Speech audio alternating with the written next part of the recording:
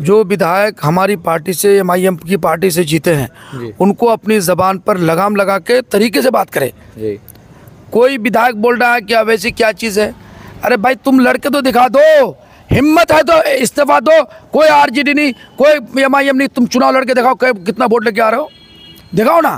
तो अब मैंने अंजार नईमी साहब तौसीफ से मुआवजा, ठीक है, अगर तौसीफ साहब को पढ़ा लिखा कम है तो तौसीफ साहब तो आज़ाद चुनाव लड़के जिताए थे।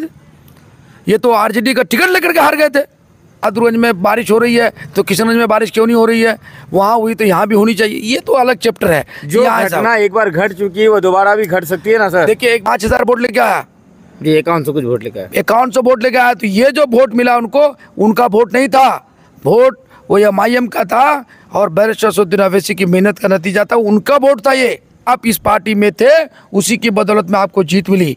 अब देखेंगे आप में कितना पावर है, आपकी पार्टी में कितना पावर है कि आप 2025 का चुनाव जीतते हैं। तौसीफ के आने का बुखलाहट का नतीजा है जी कि वो बुखला गए हैं। अब क्या होगा, आरजेडी में यादववाद है, परिवारवाद है, मुकम्मल है। अस्सलाम वालेकुम, आदाब, मैं रियाज राही और आपसे का स्वागत है आपका अपना चैनल अपना गाँव में। विधानसभा चुनाव में अभी 6 महीना बाकी है लगभग, लेकिन अभी से अगर देखा जाए तो सभी विधानसभा में तैयारी जोरों से शुरू हो चुकी है। पिछले 24 तारीख को बहादुरगंज के पूर्व विधायक, जो कि कांग्रेस के 3 टर्म के विधायक है और 1 टर्म के निर्दलीय विधायक है, विधायक तौसीफ आलम एमआईएम पार्टी का दामन थामे हैं।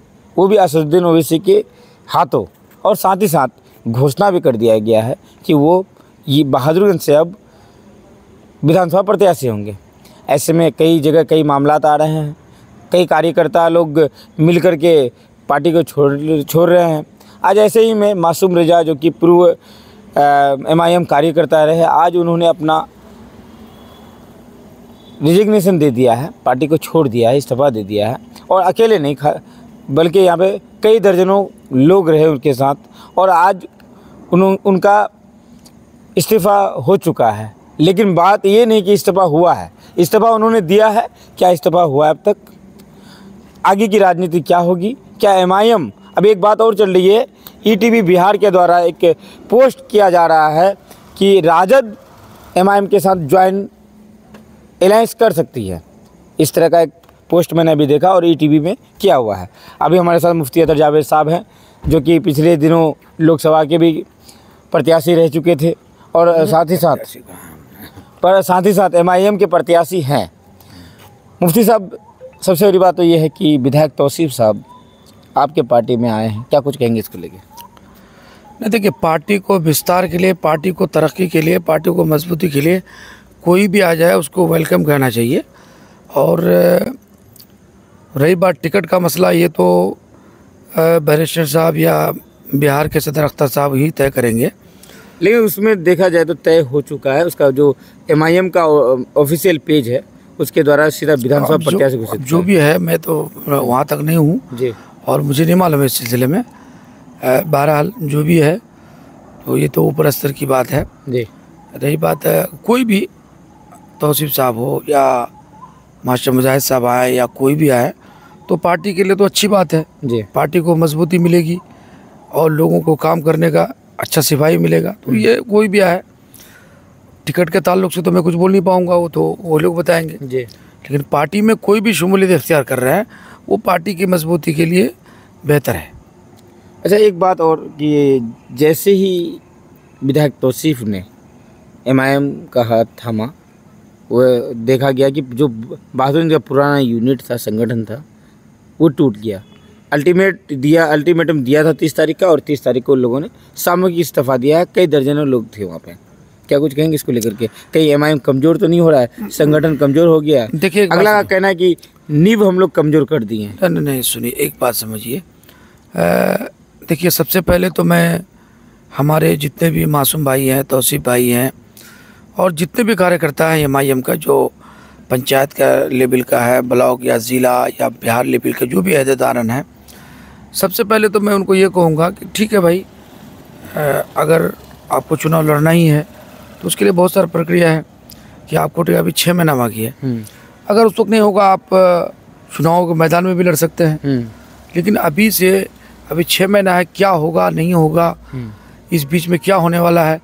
तो उससे पहले, वक्त से पहले आदमी को उतावला होना या वक्त से पहले बैरिस्टर साहब के ख़िलाफ़, पार्टी के ख़िलाफ़ कोई आंदोलन करना मैं मुनासिब नहीं समझता हूँ।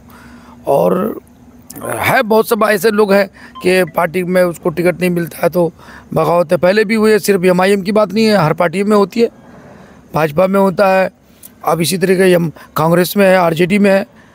ये RJD को कुछ बहुत सारे मामले है, खैर मैं दूसरी पार्टी को मैं ही बोलने जा रहा हूँ, लेकिन फ़िलहाल जो कुछ भी है वो सब सम्मानित साथी है जिन्होंने इस्तीफ़ा दिया। मैं चाहता हूँ कि सुबह का भुला हुआ शाम को वापस आए, तो उसको भुला हुआ नहीं कहते हैं। बहरहाल उनको एक गुस्सा भी जायज़ है, मगर बैरिस्टर साहब या अख्तर साहब भी अभी सफ़र में आएंगे तो लोगों से बात करेंगे। मुर्दाबाद के नारे लगे। हाँ, जाहिर सी बात है, जब आदमी आक्रोश में होता है तो बेटे को गाली दे देता है, भाई को गाली दे देता है, बाप को गाली दे देता है, देने को तो गाली दे देता है, लेकिन फिर दिल से अंदर से निकला है कि नहीं, अंदर में बसा हुआ है कि नहीं, तो ये भी टटोला जा सकता है। और मासूम साहब से जब पूछा गया कि जो आरोप लगाया जा रहा है कि पैसे लेकर के टिकट दिया जाता है और कुछ, तो उनका कहना ये आया, उनका जवाब आया कि मैं बहुत कुछ दबा रहा हूँ, दिल में अपने दबा रहा हूँ, मैं कोई हर चीज़ बोलना नहीं चाहता हूँ। तो क्या सच में MIM पार्टी टिकट के लिए पैसा लेती है? देखिए, ये बात ना आपको मालूम है, ना हमको मालूम है, ना उनको मालूम है। पिछले जो भी विधायक MIM छोड़े हैं सर, उन लोग का भी आरोप था कि हम लोग से टाका लिया गया था, हम लोग से रुपया लिया गया था और हम लोग को तरजीह नहीं दिया जा रहा था। तो क्या सच्चाई में है कि MIM पैसा लेती है टिकट के लिए? क्योंकि पूर्व विधायक जो कभी इस पार्टी को दंगाई का पार्टी बोला था, जो कभी इसको RSS का के जैसा बोलते थे, आज उसको अचानक आप लोगों ने लिया भी और उसको विधायक प्रत्याशी भी घोषित कर दिया। क्या समझा जाए कि पैसे की बदौलत उसको लिया गया है? देखिए, पहले तो वो 4 बार का विधायक है जी, 4 बार का विधायक, जाहिर सी बात है, कांग्रेस में वो रहे 3 टर्म तो वो कांग्रेस से जीते, 1 टर्म आज़ाद जीते थे, ये एक अलग चैप्टर है। लेकिन जो पहले मौजूदा विधायक जो MIM से जीत कर पार्टी से बगावत करके दूसरी पार्टी में चले गए, वो लोग जो इल्ज़ाम तराशी कर रहे हैं, जो भी इल्ज़ाम, अगर उनको उन्हीं की बात मान लेते हैं, अगर उनकी ज़बानी बात निकल रही है कि ऐसा हुआ पैसे पर, तो उनको ये पूछिए, तुम 10 करोड़ रुपए लेकर के चुनाव लड़के दिखा देते? अब चुनाव है ना मैदान में भाई, अब तो चुनाव 2025 में लड़ना है, उसको पता चल जाएगा कितना पावर है उनमें, पार्टी में कितना पावर है, उनको कितना पावर है, ज़मीन में क्या पकड़ है, वो पता चल जाएगा। अरे ये बात कहना आसान है कि हमसे पैसा लिया। आप बताइए, राजद का चुनाव लड़ा था, कितना पैसा दिया था राजद को उन्होंने? मरहूम मौलाना तस्लीमुद्दीन साहब के वो था कि उन्होंने उनको टिकट दिलवाया था, 5000 वोट लेके आया, 5100 कुछ वोट लेके आया, 5100 वोट लेके आया। तो ये जो वोट मिला उनको, उनका वोट नहीं था, वोट वो MIM का था और बैरिस्टर असदुद्दीन अवैसी की मेहनत का नतीजा था, उनका वोट था ये। और उनको धोखा दिया, आवाम को धोखा दिया। बहुत लंबी बात कर रहे हैं, अभी मैं भी बोलना नहीं चाहता हूँ। और बात हम लोग 28-32 साल से नेतागिरी करते हैं, सबको जानते हैं कौन क्या कर रहा है। सवाल इस बात का है कि आप ठीक है पार्टी में थे साहब, ये तो मानना पड़ेगा, पूरी दुनिया मान रही है कि आप इस पार्टी में थे, उसी की बदौलत में आपको जीत मिली। अब देखेंगे आप में कितना पावर है, आपकी पार्टी में कितना पावर है कि आप 2025 का चुनाव जीतते हैं। चैलेंज कर रहे हैं। ये तो तौसीफ के आने का बुखलाहट का नतीजा है जी, कि वो बुखला गए हैं। अब क्या होगा, सवाल इस बात का है। मैं देखिए, उन लोग का कहना ये, विधायक जी का 2 दिन पहले का वीडियो है, उनका कहना ये कि तौसीफ साहब बोल रहे थे बार बार सेक्युलर पार्टी नहीं है, सेक्युलर पार्टी नहीं है, इसलिए हम लोग MIM छोड़ के सेक्युलर पार्टी में आए, लेकिन अब तौसीफ साहब चले गए MIM में। देखिए, ये बात तो खाली MIM के बारे में बोलना गलत है। तमाम लोगों में RJD में यादववाद है, परिवारवाद है, मुकम्मल है, और इसी तरह के बहुत सब पार्टियों में है। अरे ये तो अब समाजवादी में है, क्या है समाजवादी बमाना, मुलायम सिंह यादव, अखिलेश प्रसाद यादव। RJD बोलिएगा तो आपको लालू प्रसाद जी का नाम आएगा, तेजस्वी साहब का नाम आएगा। तो ये मैं बताना चाहता हूँ कि ये लोग, कोई भी पार्टी का मुखिया होता है ना, वो ऑल इन सोल मालिक होता है। सवाल जो आप टिकट की बात कर रहे हैं, ये तो बहुत ऊंचे स्तर की बात, हमको भी इसकी जानकारी नहीं क्या हुआ नहीं हुआ, लेकिन जब हम लोग बैरिस्टर साहब से मिलेंगे या अख्तर साहब से भी इस सिलसिले में कोई बात नहीं हुई है तो पता चलेगा। अभी अचानक आनंद फानन इन लोगों ने पार्टी ज्वाइन किया, फिर उसके बाद अब ये लोग सामूहिक तौर पर इस्तीफ़ा भी दे रहे हैं। तो क्या है मैं तो नहीं बता सकता। चलिए, आरोप प्रत्यारोप चलते रहेगा क्योंकि चुनाव है, पार्टियां हैं, तो आरोप प्रत्यारोप लगनी ही है। हर पार्टियों के साथ ये मसला है। एक बात बताना चाह रहा हूँ, जो विधायक हमारी पार्टी से MIM की पार्टी से जीते हैं उनको अपनी ज़बान पर लगाम लगा के तरीके से बात करें। कोई विधायक बोल रहा है कि वैसी क्या चीज़ है, अरे भाई तुम लड़के तो दिखा दो, हिम्मत है तो इस्तीफा दो। कोई RJD नहीं, कोई MIM नहीं, तुम चुनाव लड़के दिखाओ कितना वोट लेके आ रहे हो, दिखाओ ना। अब तुम जो कह रहे हो ये तो अब मैंने अंसार नईमी साहब तौसीफ से मुआवजा, ठीक है, अगर तौसीफ साहब को पढ़ा लिखा कम है तो तौसीफ साहब तो आज़ाद चुनाव लड़के जिताए थे। ये तो RJD का टिकट लेकर के हार गए थे, क्या हुआ तो उसको बताया ना। उसको बातें बहुत सारी हैं। मैं तो इनका राजद का कोई भी नेता है, मैं उनसे डिबेट करने के लिए तैयार हूँ। कोई भी आ जाए, कोई भी आएंगे, कोई भी डिबेट करने के लिए तैयार है। सारी बात हम लोग भाई जमाने से काम कर रहे हैं, एक लंबे समय से। हम लोग कोई पंचायती में भी जाते हैं ना, उसकी चाय तक नहीं पीते हैं। अल्लाह का फजल है, हम लोग काम करते हैं ईमानदारी के साथ। पार्टी में भी MIM में भी पिछले 12 साल से काम कर रहे हैं। मैं नहीं कहता हूँ कि हमारा मासूम भाई काम बहुत अच्छा काम किया, पार्टी के लिए बहुत काम किया है, ये अच्छी बात है, उनको इसमें दो राह नहीं है।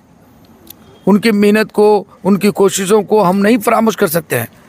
और मैं अभी भी चाहूँगा कि कोई बात नहीं है, जो आपका गुस्सा है उतार दिए, लेकिन आप लोगों से मैंने एक वीडियो भी जारी किया था थोड़ी देर पहले, 2-4 घंटा पहले, कि भाई आप बैठ के बात कीजिए, मसाइल का हल बैठ के हो सकता है। बहुत सारा समस्या है, लेकिन जब तक कोई मिलेगा नहीं तो बात का समझ में नहीं आ रहा है। ठाकुरगंज में आप भी तैयारी में हैं, अगर किसी और को लाके थोपा जाए क्या करेंगे फिर? देखिए, ठाकुरगंज में कोई भी बाहर का आदमी वहाँ पर उसको उम्मीदवार नहीं बनाया जाएगा इंशाअल्लाह। ठाकुरगंज में अगर किसी को थोपा जाए, जो बड़े पद में रह चुके हैं, नहीं, अगर ठाकुरगंज में हम लोगों के कार्यकर्ता में जिसको टिकट दे दे, कार्यकर्ता की बात तो यहाँ पे भी चल रही थी। कार्यकर्ता को मिला नहीं, कार्यकर्ता वहाँ लीडरशिप भी है। हाँ। ऐसा नहीं है, यहाँ पे भी लीडरशिप, यहाँ भी लीडरशिप। मैं भाई हाँ। अब एक देखिए, अगर आप एक घटना कहीं हो गया, आप कहिएगा कि बहादुरगंज में बारिश हो रही है तो किशनगंज में बारिश क्यों नहीं हो रही है, वहाँ हुई तो यहाँ भी होनी चाहिए। ये तो अलग चैप्टर है। जो घटना एक बार घट चुकी है वो दोबारा भी घट सकती है ना सर। देखिए, एक बात सुनिए, बहादुरगंज का एक्सीडेंट अलग है और ठाकुरगंज का मामला अलग है। ठाकुरगंज में इंशाल्लाह किसी भी कार्यकर्ता को ही टिकट मिलेगा, ये आप जान लीजिए। किसी बाहर की कोई गुंजाइश नहीं है। ये मैं आपको यहाँ से लेकर हैदराबाद के तमाम असर रसूख की बात बता रहा हूँ, मैं इतना तो है। आखिरी सवाल, वक्त को लेकर के अभी मामला चल रहे हैं और ऐसे में असदुद्दीन ओवैसी साहब आ रहे हैं 3 तारीख को बहादुरगंज जी, लेकिन मासूम साहब का कहना है कि वो विधायक तौसीफ साहब के पैर को टिकाने के लिए आ रहे हैं, उसको मजबूत करने के लिए हैं। क्या कुछ कहेंगे, ये वक्त वाला मामला है या अभी से राजनीति चालू हो गई है? देखिए, एक बात है, वो राष्ट्रीय अध्यक्ष हैं और अभी 6 महीने के बाद चुनाव होना है। जाहिर सी बात है, पूरे स्टेट में जहाँ जहाँ प्रोग्राम होगा, सिर्फ यहाँ नहीं, अभी हम लोग को शहर में भी प्रोग्राम है, दरभंगा में भी है प्रोग्राम, यहाँ बहादुरगंज में भी है। सिर्फ उनकी वजह से नहीं आ रहा है भाई प्रोग्राम। अब जिला में कहीं एक जगह तय होना था तो यहीं पर तय हो गया, उनका अभिनंदन समारोह भी हो, उसके बाद ये इसके लिए, उसकी वजह नहीं। वक्फ तरमीम बिल में बैरिस्टर साहब तफसील से बताएंगे कि भाई उसमें क्या क्या गलतियाँ की है, ये एक्ट हम लोग के लिए कितना नुकसान है, उनसे बढ़ के तो हम लोग नहीं जानते हैं।